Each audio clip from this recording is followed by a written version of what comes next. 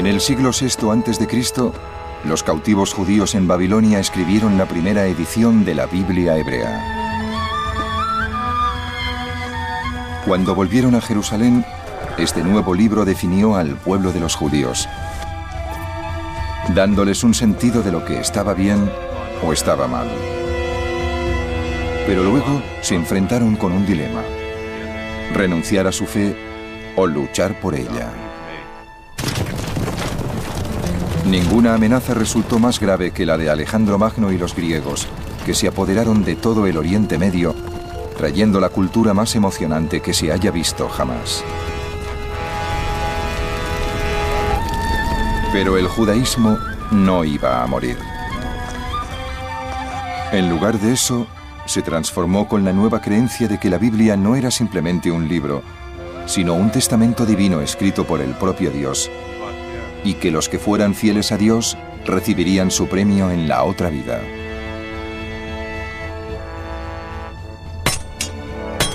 La fe en este nuevo judaísmo se hizo tan fuerte que los judíos fueron el primer pueblo de la historia dispuesto a luchar y a morir por su religión y su Dios.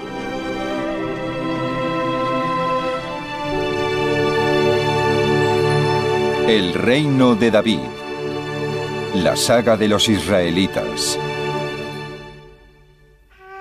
Episodio 2. El libro y la espada.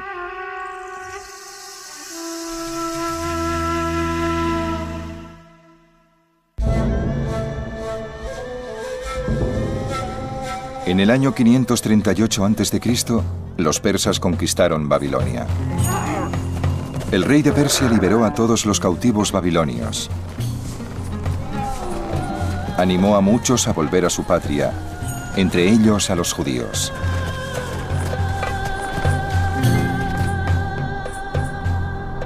Ciro, rey de Persia, dijo: Yahvé, el Dios del cielo, me ha entregado todos los reinos de la tierra y me ha ordenado construirle un templo en Jerusalén, en Judea. Aquel de vosotros que pertenezca sin mezcla al pueblo judío, que Dios vaya con él. Que se marche a Jerusalén de Judea y construya el templo de Yahvé, Dios de Israel.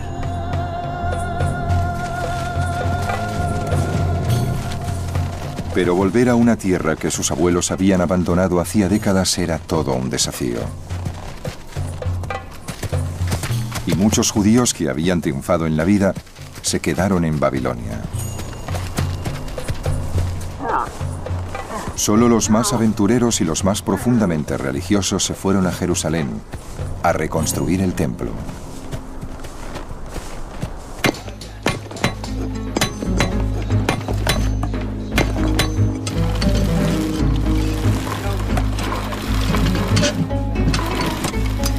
En cuanto llegaron los exiliados, se empezó a trabajar en el segundo templo. El libro de Ezra describe la emoción que invadía el ambiente. La gente contribuía con dinero para los albañiles y carpinteros, y para comida, bebida y aceite para los hombres de Tiro y Sidón que traían cedro del Líbano por mar con el permiso del rey Ciro de Persia. Los sacerdotes, con sus ropajes, avanzaron con trompetas y los levitas con címbalos para loar a Yahvé. Y luego todo el pueblo se unió en un grito de alabanza porque se habían puesto los cimientos del templo.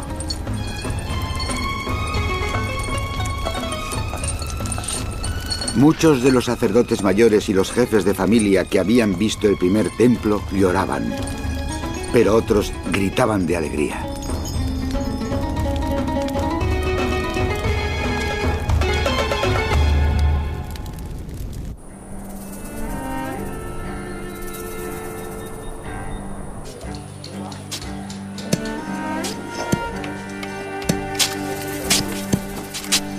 Pero el templo era la única fuente de alegría para los que habían regresado.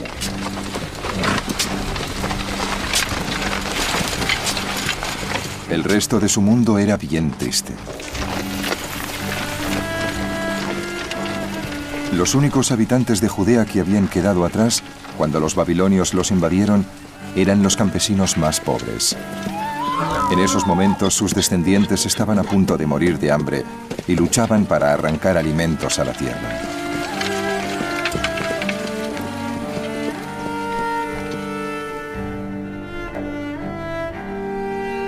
Los únicos que vivían cerca eran extranjeros, que habían sido obligados a establecerse en Israel tras el exilio de las tribus israelitas del norte.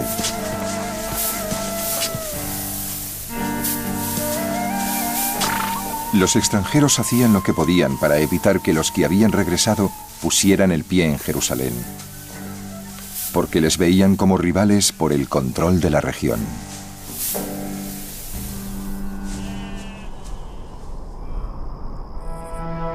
Pero lo peor que tuvieron que soportar los que habían regresado era que su patria ancestral, Jerusalén, estaba arrasada.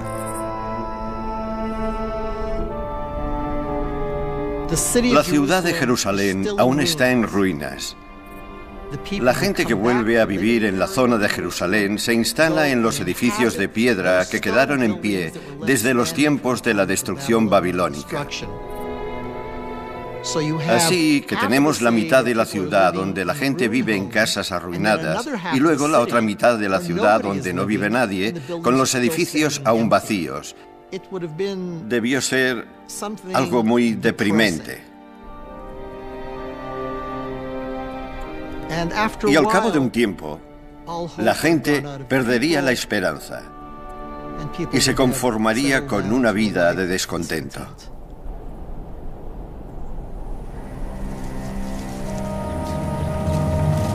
Pronto, incluso la construcción del templo se fue parando, por culpa de los conflictos entre los que habían regresado y los extranjeros.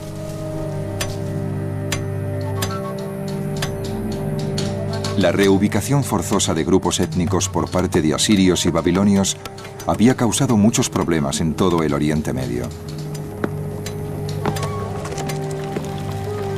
En Judea, la ley y el orden se habían desintegrado.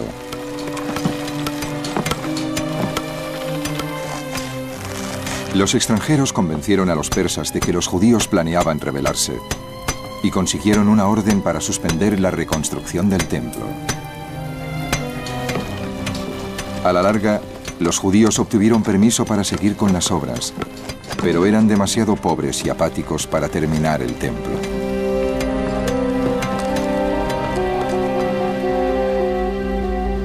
«80 años después de su llegada, el regreso a la patria de los exiliados parecía un tremendo error.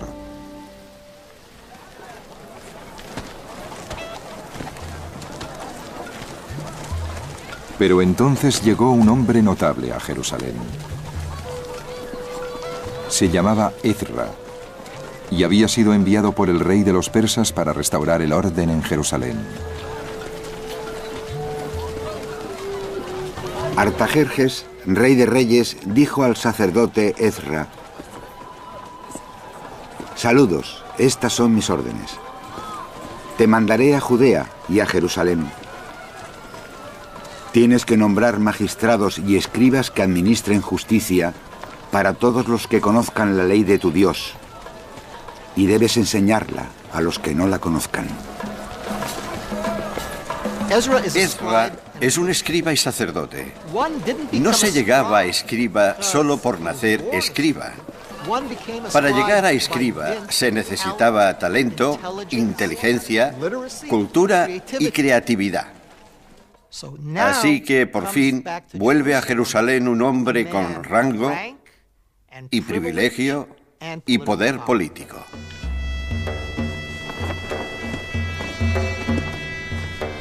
Ezra había llegado de Babilonia, donde los escribas judíos habían escrito la primera edición de la Biblia hebrea. Pero los que habían vuelto eran casi todos analfabetos y no sabían nada del libro, ni de sus historias, ni de sus leyes. Ezra les preparaba una sorpresa. Ezra no llegó a Jerusalén con las manos vacías. Llegó con un libro. Y es casi seguro que el libro era la Torá, con los 5 primeros libros de la Biblia, en la misma forma que la conocemos hoy. Y dijo a esa gente: esto es lo que somos y así es como debéis vivir. Ezra reunió a toda la gente de Judea en una plaza cercana al templo y les leyó los 5 primeros libros de la Biblia, la Torá. Fue uno de los acontecimientos más importantes de la historia.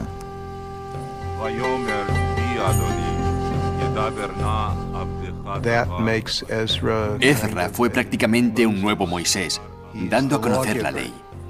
Él se levantó y dijo al pueblo que si hasta entonces no sabían exactamente lo que tenían que hacer, a partir de ese día sí sabrían siempre lo que estaba bien.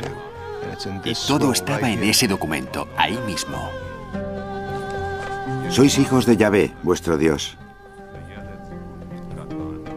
Tenéis que tomar los diezmos de la cosecha para todo el año y reunirlos en vuestra comunidad. Y dejad que los forasteros, los huérfanos y las viudas de vuestra comunidad se acerquen y coman. Os doy esta orden.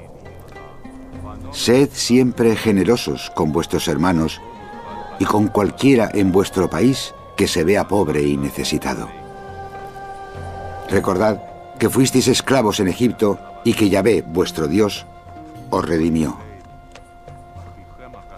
Por eso os doy esta orden.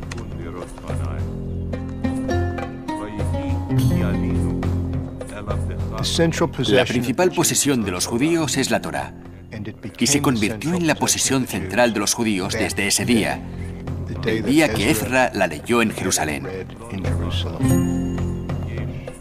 Hasta entonces habían tenido partes de la Torá, pero ese día la tuvieron entera. Y durante los 2500 años que han pasado desde entonces, ha sido la fuerza que ha gobernado a los judíos, el ideal más alto. Toda ella, su historia, sus leyes, los principios de la Torá, todos provienen de ese momento de la historia.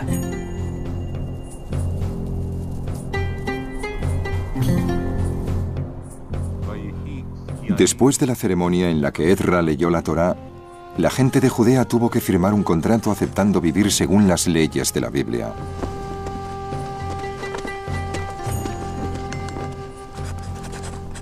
El documento que firmaron era revolucionario. Una prueba de que el Dios de los israelitas no se preocupaba solo de los reyes y los sacerdotes, sino de los granjeros y los tejedores, de las madres y los padres. Es una revolución religiosa profundamente democrática. Lo que Ezra declaró ese día no es ningún secreto en Israel.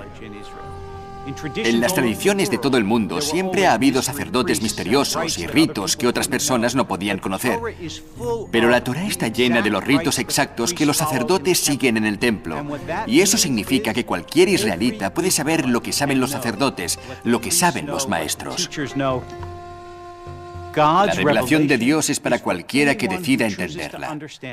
No hay una revelación para los profetas, otra para los sacerdotes y otra de segunda categoría para la gente de la calle. Todo el mundo puede buscar a Dios. Todo el mundo puede entender sus enseñanzas.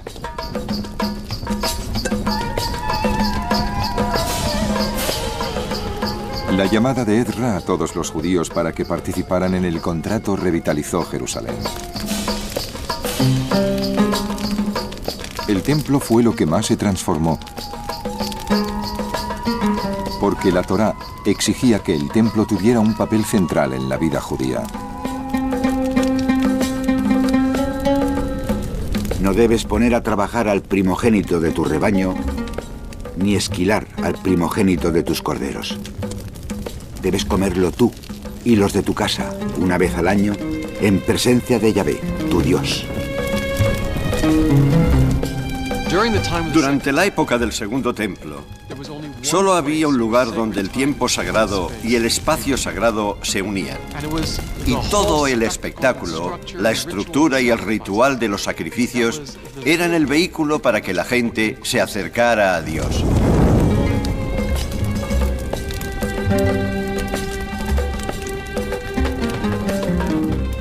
Así pues, si vivías en el norte de Israel y llegaba el tiempo de la Pascua, y querías traer un animal, a uno de tus animales al templo, vendías el animal, tomabas el dinero, ibas en peregrinación a Jerusalén, comprabas otro animal y lo llevabas al templo.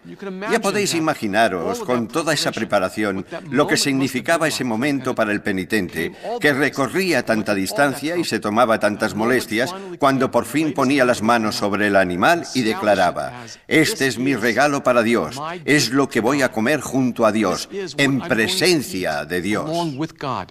Podéis imaginar la fuerza que tenía algo así.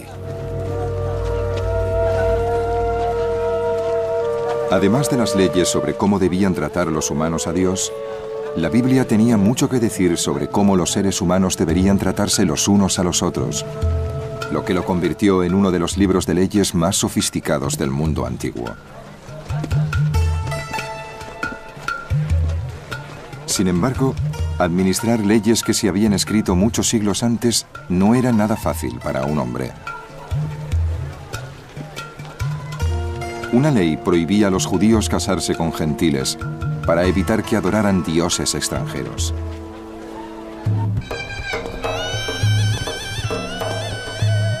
Pero en los años de tumulto que habían pasado desde el regreso, muchos judíos se habían casado con mujeres gentiles.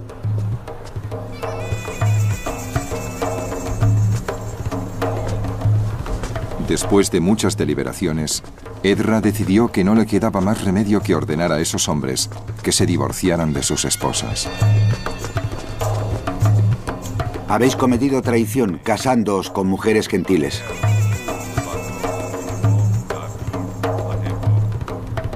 Habéis añadido peso a los pecados de Israel. Pero ahora, dad gracias a Yahvé, el Dios de vuestros antepasados, y obedeced su voluntad, separándoos de vuestras mujeres gentiles.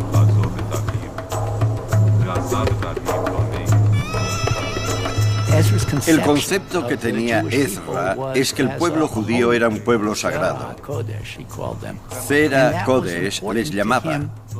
Y era muy importante para él, precisamente porque no vivían solos, sino entre otra gente. Por eso era muy importante crear una especie de estado religioso separado del estado físico real. El estado religioso lo formarían los judíos, que se casarían entre ellos y serían la semilla sagrada.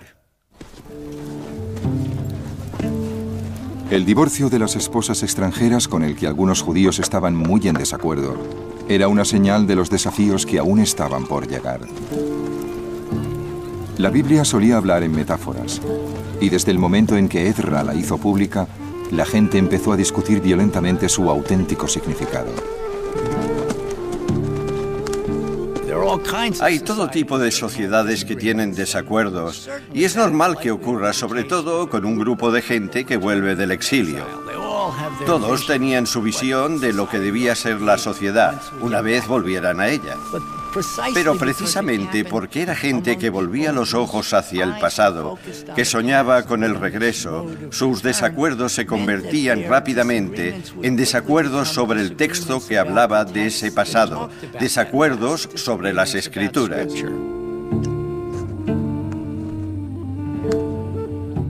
Y esa tradición, como decíamos, de estar en desacuerdo sobre las Escrituras fue como una especie de estribillo de toda la época posterior al exilio. Uno de los desacuerdos más importantes lo desencadenó un libro que se atrevió a desafiar el mensaje que transmitieron los escribas que editaron la Biblia. La explicación de los escribas sobre la historia judía se basaba en la creencia de que Dios era justo y premiaba a los buenos y castigaba a los malos. Pero un nuevo libro, escrito después del regreso, decía que Dios no actuaba así en absoluto.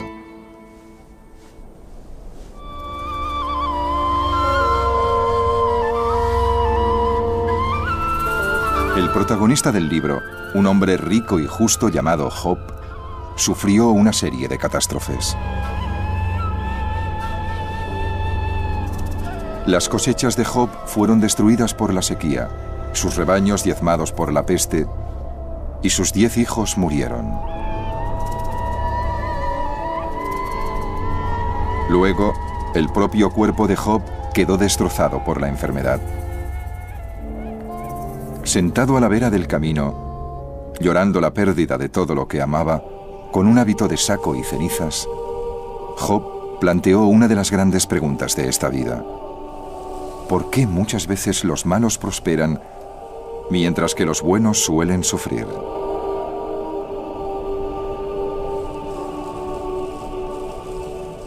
¿Por qué los perversos a veces viven, llegan a viejos y logran la prosperidad? Ellos le han dicho a Dios: apártate de nosotros, no queremos seguir tu camino. Yo he rescatado a pobres que lloraban, a huérfanos, a los que nadie quería ayudar. Los hombres arruinados y desesperados me bendecían. Y llevé canciones al corazón de las viudas. Sin embargo, el horror ha pasado sobre mí y me ha despojado de mi dignidad como el viento. Mi riqueza se ha desvanecido como una nube y ahora se me escapa la vida.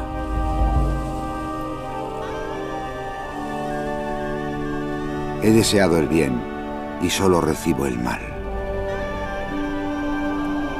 Esperaba la luz y solo veo la oscuridad.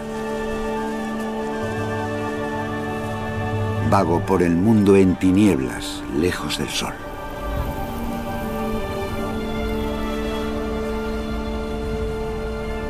Job parece reaccionar ante la idea de que hay un solo Dios poderoso y bueno en el mundo, en el que podemos confiar para que premie a los buenos y castigue a los malos. Esa es la idea central de la mayor parte de los libros bíblicos y, desde luego, de toda la historia bíblica. Y Job reacciona sencillamente diciendo que eso no es así, no se ajusta a la realidad que conocemos. Es cierto, la realidad no se ajusta a la tesis de que Dios siempre premia a los buenos y castiga a los malos.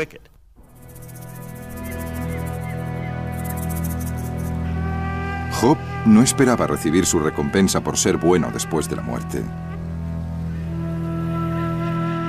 Ya avanzado el siglo IV a.C., los judíos veían la Biblia como un libro sobre su pasado, no sobre su futuro. Y pocos creían en la otra vida.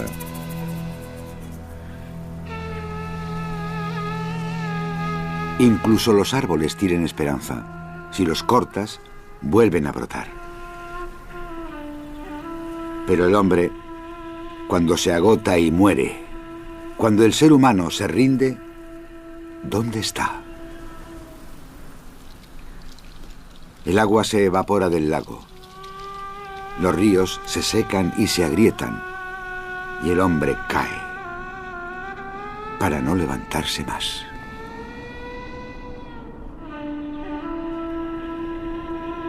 La filosofía de Job fue un desafío crítico al judaísmo. Si no había premio por ser bueno, ni castigo por ser malo, ¿por qué molestarse en obedecer las leyes de Dios? Fue una pregunta que todavía resultó más difícil de responder para los judíos, porque se presentó la ocasión de adoptar una forma de vida completamente nueva y emocionante.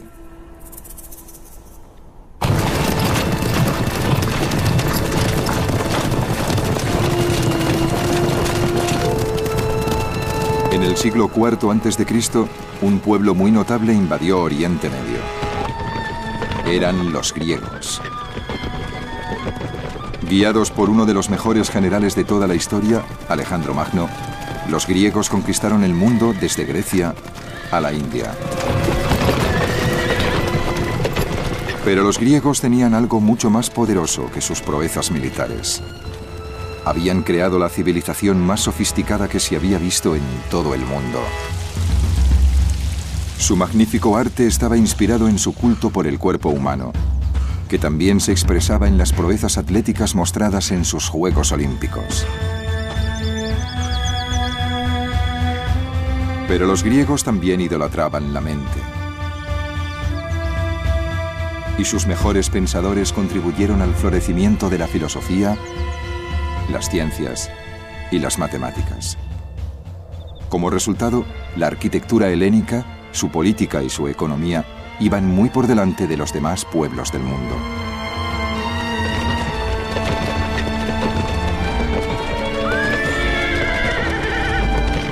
Para los judíos, que los griegos se apoderaran de casi todo el mundo conocido fue una amenaza mucho peor que la de un simple ejército cualquiera. Cuando el mundo griego se expandió hacia Oriente, los judíos de la tierra de Israel se encontraron prácticamente en medio del imperio helénico. Estábamos rodeados por la cultura helénica y de grado o por fuerza nos convertimos en helénicos. Eso representó a la vez un gran avance y un gran conflicto interno para el pueblo judío. ¿Cómo íbamos a identificarnos? ¿Sucumbiríamos al helenismo o lograríamos mantener nuestra identidad única como pueblo?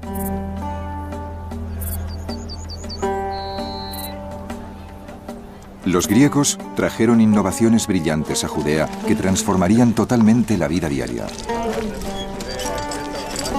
Durante miles de años, los pueblos de Oriente Medio habían sobrevivido mediante el trueque. Pero los griegos favorecieron el uso generalizado del dinero. De repente, los mercaderes de la región podían vender sus productos a todo el mundo, en todas partes. El mundo se abrió económicamente. La gente empezó a dejar sus pueblos y sus ciudades. Por primera vez en la historia mundial, encontramos gran cantidad de gente desplazándose a más de 50 o 60 kilómetros de su pueblo. Y los judíos no eran distintos de los demás. Creo que esa fue la gran innovación del mundo helénico: los movimientos de masas. La cultura griega ofrecía a los judíos oportunidades nuevas y emocionantes. Los granjeros que producían aceite de oliva podían venderlo en todas las ciudades, desde Alejandría a Atenas. Al crecer el comercio, se establecieron comunidades judías en todas las ciudades del Imperio griego y se construyeron nuevas ciudades griegas en Judea. Pero cuanto más crecía la influencia griega en la vida judía, más judíos temían que su propia cultura quedara aplastada.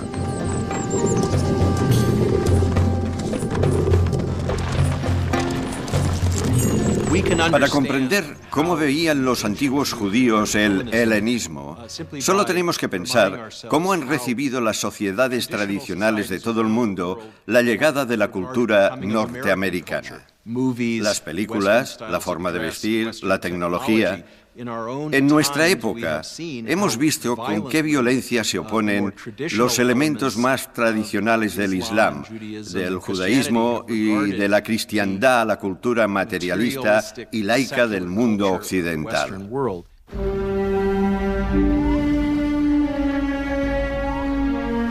Mientras esta notable cultura barría todo el Oriente Medio desde su cuna en Grecia, los judíos devotos se enfrentaban a un desafío monumental.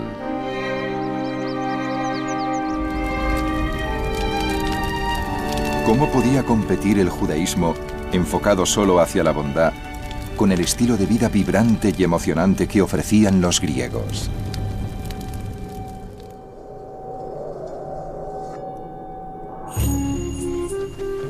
Pero entonces, el judaísmo sufrió una transformación revolucionaria. Empezó con un maestro que vivió en el siglo II a.C., llamado Ben Sira. Ben Sira estaba muy influenciado por la tradición filosófica griega de Sócrates y Platón. Feliz el que medita sobre la sabiduría y razona con sentido común. La cultiva en su corazón y analiza sus secretos. Casi se puede decir que Ben Sira es uno de los primeros filósofos judíos. Es decir, un amante de la sabiduría. Gran parte del libro de Ben Sira está dedicado a su gran respeto por la sabiduría, por lograr la sabiduría, por institucionalizar la sabiduría en una academia, y eso es algo muy particularmente griego. La brillante innovación de Ben Sira fue aplicar la tradición griega del estudio y el debate a la Biblia. Creía que si sus alumnos estudiaban las historias de la Biblia, aprenderían más de la vida leyendo a Moisés que a Sócrates. De Moisés hizo un hombre generoso que obtuvo el favor a los ojos de toda la humanidad. Amado por Dios y por los hombres, Moisés, bendito sea tu recuerdo. Dios le permitió oír su voz, le entregó los mandamientos cara a cara, las leyes de la vida y del saber. Ben Sira lee las historias de Abraham y de Moisés, y para él no son historias del pasado. Sus vidas personifican lecciones eternas. Realmente tiene la mentalidad de un filósofo, pero al mismo tiempo hace algo que ningún filósofo había hecho antes: hablar de las Escrituras. Para él, la Torá era ni más ni menos que el gran libro de la sabiduría divina, así que su misión como filósofo para saber todo lo posible de la voluntad de Dios no era la misma que la de los demás filósofos. Los demás observaban el mundo y sacaban sus conclusiones. Él las sacaba de la Biblia.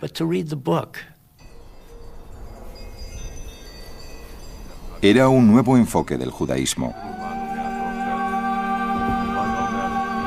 Ezra había dado al pueblo la Torá para que obedecieran sus leyes, pero gracias a Ben Sira y a otros como él, los judíos que buscaban una alternativa a la cultura griega empezaron a estudiar las vidas y la época de los protagonistas de la Biblia, buscando la sabiduría divina que encerraban sus historias.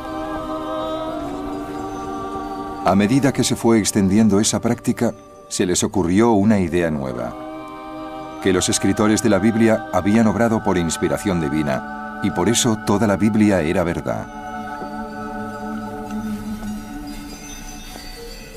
La idea de la inspiración divina de la Biblia apareció muy lentamente y en partes. Hay muchos profetas bíblicos que dicen lo que dicen en nombre de Dios. Dios me ha dicho que os diga esto. Y eso es lo que dijo. Pero poco a poco, con el pasado del tiempo, la idea de la inspiración divina de las Escrituras o la autorización divina de las Escrituras se distribuyó uniformemente a todas las partes de la Biblia.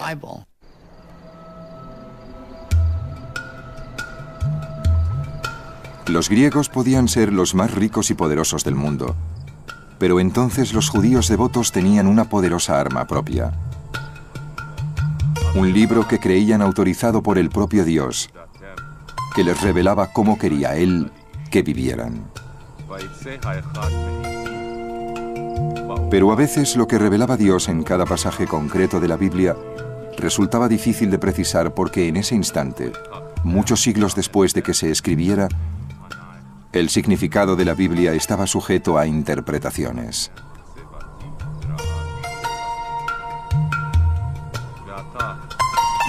La gente quiere pensar que los judíos son el pueblo de la Biblia, pero son el pueblo que interpretó la Biblia. Creo que hay muy pocos textos hoy en día de los que podamos decir que sin duda solo tienen un sentido.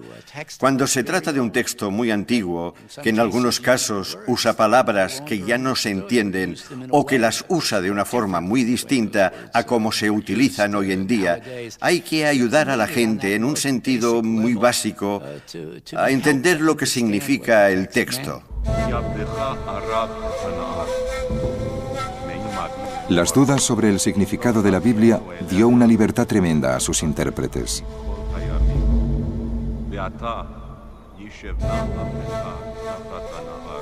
Pronto aparecieron nuevas creencias que darían forma al judaísmo y a la cristiandad durante los 2 milenios siguientes.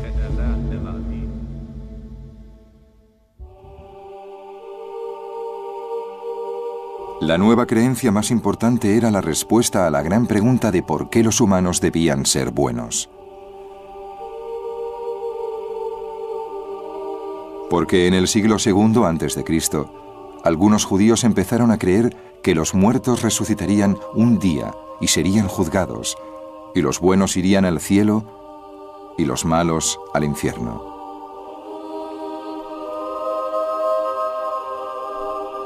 Los que abrazaron esta creencia apuntaban como prueba a las insinuaciones que aparecían en la Biblia sobre la otra vida.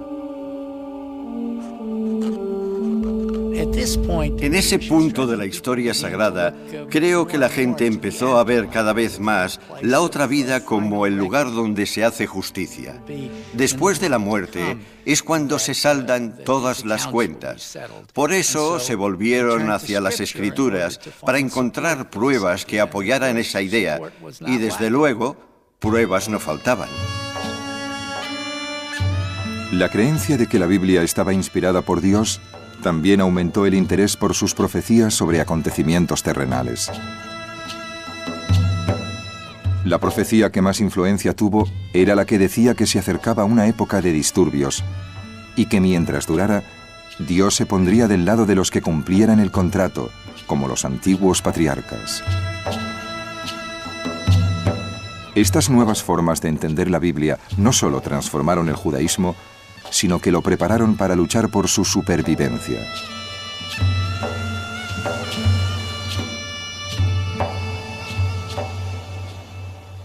A la muerte de Alejandro Magno, una nueva dinastía griega llamada los Seleucidas tomaron el control del Oriente Medio. El primero de los reyes seleucidas se contentó con permitir que la cultura griega transformara gradualmente a sus súbditos en griegos. Pero en el año 185 a.C., un hombre muy poco corriente subió al trono de los Seleucidas. Era Antíoco IV, pero sus súbditos le conocían como Antíoco el Loco. Uno de los primeros decretos de Antíoco, recogido en el libro de los Macabeos, exigía que todos sus súbditos sustituyeran sus tradiciones ancestrales por las griegas.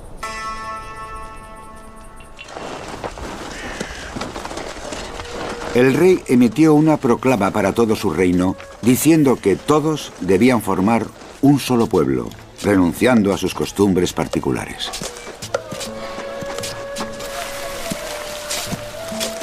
Muchos pueblos de la región ya habían adoptado el estilo de vida griego, pero los judíos devotos no. Se disponían a enfrentarse con un dilema: renunciar a su fe o luchar para defenderla. Antíoco, al principio, confió en un sector de judíos que habían abrazado la cultura griega. Para aumentar su influencia, vendió a uno de estos judíos el puesto más importante de Jerusalén, el de sumo sacerdote del templo.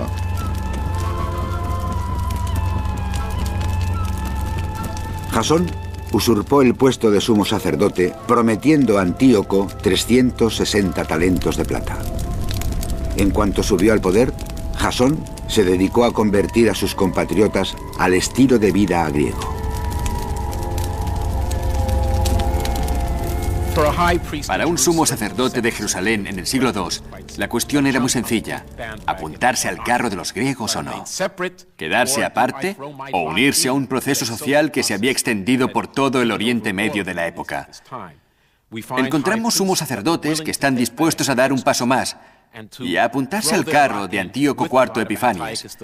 Eso provocó una reacción violenta, porque muchos judíos consideraron que eso no era ni más ni menos que una herejía.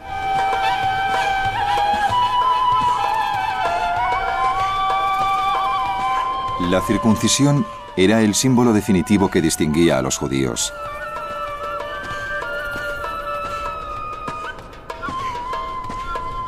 Pero durante el mandato del nuevo sumo sacerdote, muchos sacerdotes del templo se hicieron una cirugía cosmética para disimular la circuncisión y así poder participar desnudos en los Juegos Olímpicos. El proceso de helenización alcanzó tal nivel que los sacerdotes dejaron de mostrar interés por los servicios del altar. Salían corriendo a tomar parte en los juegos en cuanto oían la señal. Había cosas de la cultura y la civilización griega que eran totalmente inaceptables para los judíos. Entre ellas, claro, el concepto religioso de una pluralidad de dioses. A nadie le entra en la cabeza que eso sea aceptable para los judíos. También algunos aspectos de comportamiento, por ejemplo, los gimnasios y los ejercicios desnudos. Pero el problema no era tanto la desnudez como la auténtica devoción que sentían por el cuerpo humano. Esta clase de conceptos teológicos, ese tipo de actitudes, eran totalmente inaceptables para la mayoría de los judíos. Según el libro de los Macabeos, el insulto definitivo para los judíos llegó cuando Antíoco ordenó que el alma y el corazón del judaísmo, el templo de Jerusalén, se convirtiera en un templo griego.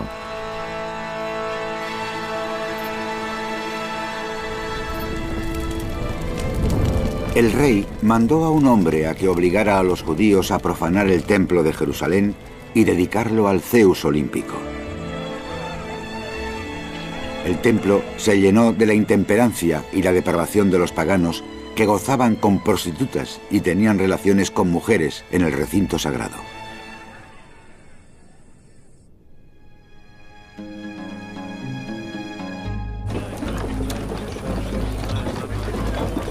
La revuelta contra Antíoco empezó en el campo, porque el rey había ordenado a sus hombres que viajaran de pueblo en pueblo con un ídolo de Zeus. Los comisionados del rey llegaron al pueblo de Modein para obligarles a ofrecer sacrificios. Muchos israelitas se reunieron a su alrededor, pero Matatías y sus hijos se mantuvieron aparte. Los comisionados del rey se dirigieron a Matatías. Tú eres un líder respetado, un gran hombre en esta ciudad. Si eres el primero en avanzar y obedecer las órdenes del rey, tú y tus hijos seréis premiados con oro, plata y muchos regalos. Levantando la voz, Matatías respondió: aunque todas las naciones que viven en los dominios del rey le obedezcan, mis hijos, mis hermanos y yo cumpliremos el contrato de nuestros antepasados. Cuando terminó de hablar, un judío se adelantó ante todos para ofrecer un sacrificio en el altar. Cuando Matatías lo vio, ardió de ira. Mató a los comisionados del rey y destrozó el altar. Luego huyó con sus hijos a la sierra. Matatías y sus hijos fueron conocidos pronto como los Macabeos.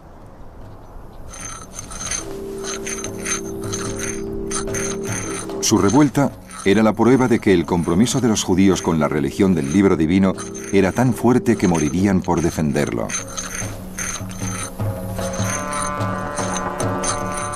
Los macabeos fueron a la guerra para terminar con la persecución religiosa, para reclamar el templo y purificarlo.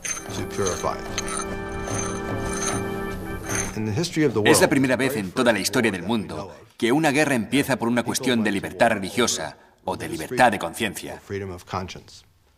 También era la primera vez que el Estado se metía en las tradiciones religiosas y el resultado fue que la gente se negó. Iremos a la guerra, no podemos tolerarlo.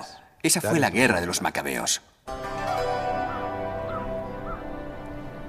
Muchos de los rebeldes macabeos buscaron cuevas en el campo para esconderse del ejército de Antíoco. No solo les superaban en número, sino que se enfrentaban al inconveniente de tener que luchar según la ley bíblica.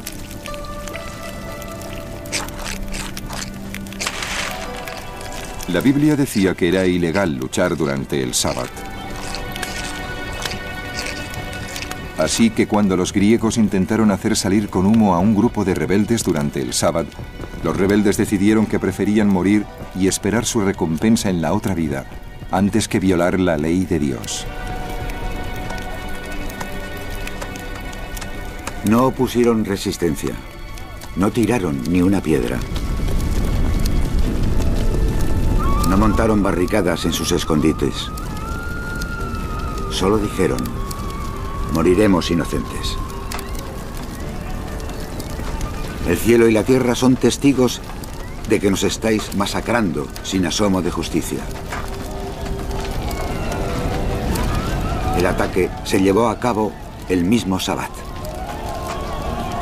Y los descuartizaron con sus mujeres y sus hijos hasta llegar a 1000 personas.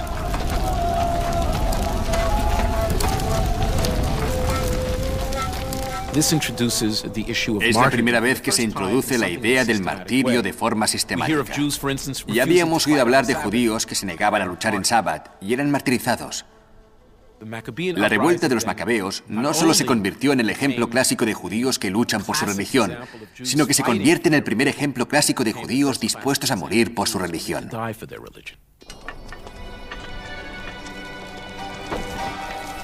Pero después de las masacres, los rebeldes supervivientes decidieron reconsiderar la cuestión de la observación del Sabbat. Y la falta de certeza sobre el sentido de la Biblia les dio la libertad que necesitaban. Se dijeron unos a otros: si todos hacemos lo mismo que nuestros hermanos y nos negamos a luchar, nos borrarán de esta tierra mucho más deprisa. Y entonces tomaron la siguiente decisión: si alguien nos ataca durante el Sabbat, resistiremos. No podemos dejar que nos maten a todos como a nuestros hermanos en sus escondites. Los macabeos gobernaban y, según parece, se convirtió en una tradición judía para siempre. En caso de guerra defensiva, no solamente podían obviarse las restricciones con respecto al Sabbat, sino que era obligatorio obviarlas. Tras la muerte de Matatías, su hijo Judá le sucedió como líder de los rebeldes. Judá era un estratega militar brillante y un líder carismático que usaba las historias de la Biblia para inspirar a sus seguidores. Las primeras luces del alba encontraron a Judá preparándose para la batalla en la llanura, aunque sus soldados no tenían espadas y escudos como sería de desear. Judá dijo a sus hombres: no les temáis por su número y no dudéis ante su ataque. Recordad cómo nuestros antepasados atravesaron el Mar Rojo cuando el faraón les perseguía con todas sus fuerzas.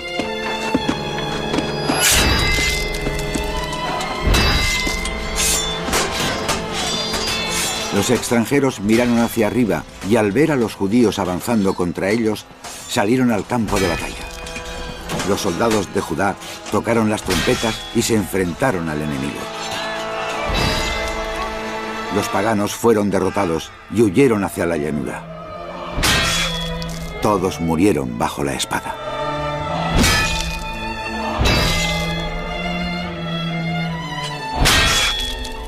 Después de una serie de victorias sobre los griegos, los hombres de Judá empezaron a llamarle Judá Macabeo, es decir, Judá el martillo. Judá Macabeo es una especie de figura gigantesca de nuestra tradición histórica. Tiene su nombre que se alza contra el increíble poder del imperio seleucita, que lucha contra ejércitos enormes y que, por un lado, defiende la Torá y la tradición, pero que, por otro lado, es capaz de pactar con los romanos para luchar contra los seleucitas.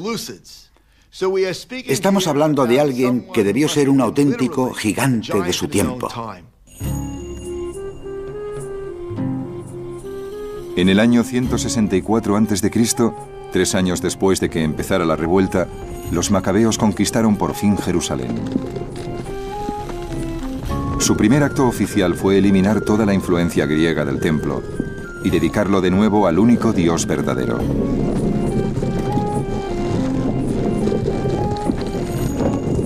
Macabeo y sus compañeros restauraron el templo y la ciudad. Purificaron el santuario y construyeron un nuevo altar. Luego encendieron fuego con yescas y ofrecieron el primer sacrificio después de 2 años. y quemaron incienso y encendieron las lámparas. Judá Macabeo, al entrar en la ciudad, tuvo que purificar el templo, porque el templo había pasado por un proceso de helenización. Se habían introducido ritos paganos en el templo, y Judá Macabeo lo purificó, volvió a dedicarlo a Dios. Y naturalmente, ese fue el origen de la conocida fiesta de la Hanukkah, la nueva consagración del templo.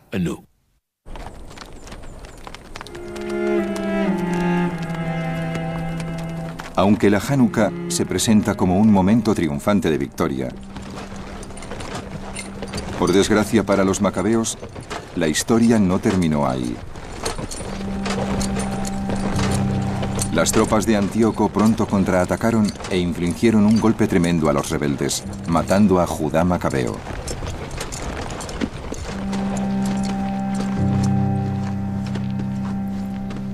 Todo Israel lloró y llevó duelo por él. Y durante muchos días repitieron este salmo. ¡Qué caída para ese hombre fuerte! El hombre que protegió a Israel.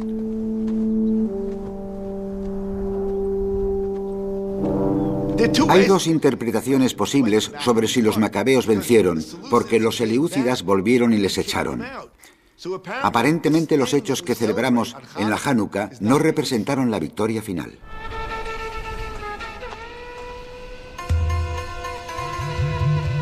En la auténtica historia de los macabeos, no fue el poder militar el que obtuvo la victoria final, sino la política y las negociaciones. Después de la muerte de Judá, su hermano Jonatán le sucedió como líder de los rebeldes. En el año 152 a.C., Jonatán tenía a 10.000 soldados bajo su mando. Pero en lugar de iniciar una nueva guerra, Jonatán firmó un pacto con uno de los dos generales griegos que luchaban por el control del imperio seleucida. Había dos aspirantes al trono seleucida que competían por el gobierno de Siria. Jonatán fue muy astuto y apoyó con sus soldados al más débil de los dos, y a cambio consiguió que le nombraran sumo sacerdote y gobernador del pueblo judío. El pacto de Jonatán resultó bien. Judea logró la independencia por primera vez desde la dinastía del rey David. El reinado de los macabeos trajo un sentimiento de renovación a Judea. Esos judíos que leían su libro divino para comprender el mundo se sintieron muy reconfortados. Para ellos, la victoria de los macabeos contra todo pronóstico era una prueba más de lo que prometía la Biblia. Dios acudía a ayudar a los que estaban dispuestos a luchar por su fe. El significado de la Hanukkah era algo evidente. Luchando en una guerra justa, unos pocos pueden derrotar a muchos. Los justos pueden derrotar a los malvados. Eso es un lugar común, no solo de la tradición judía, sino de la tradición judeocristiana. La idea es que todos deberían estar dispuestos a morir por sus creencias, al martirio, y sobre todo a ser firmes en la fe. Casi diría que fanáticos. De hecho, el libro de los Macabeos casi transmite la idea de que hay que ser fanáticos de la fe y que Dios acude en ayuda de los fanáticos de la fe. El convencimiento de que el destino de los judíos dependía de la defensa de la ley de Dios a toda costa seguiría creciendo en los años siguientes. Y sería la base de un auténtico cataclismo, cuando otro gran imperio llegó a Oriente Medio: los romanos.